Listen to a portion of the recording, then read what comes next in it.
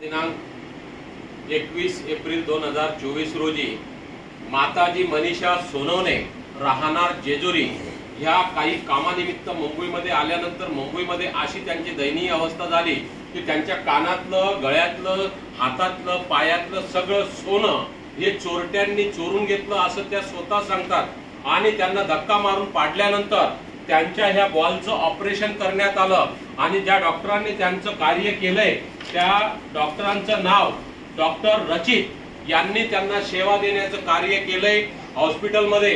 आणि त्या माता भगिनींना आज त्या मूळ गाव त्यांचं जेजुरी आणि जेजुरीचे जर का रहिवासी असतील माझ्याबरोबर फेसबुकला व्हॉट्सअपला तर त्यांनी श्री नित्यानंद आश्रमाशी संपर्क साधावा आणि ह्या मनीषा यांना त्यांचं घर त्यांचे भाऊ अशोक सोनवणे हे त्यांना मिळावेत एवढीच खंडोबाच्या चरणी प्रार्थना करतो। धन्यवाद। जय जय महाराष्ट्र, वंदे मातरम।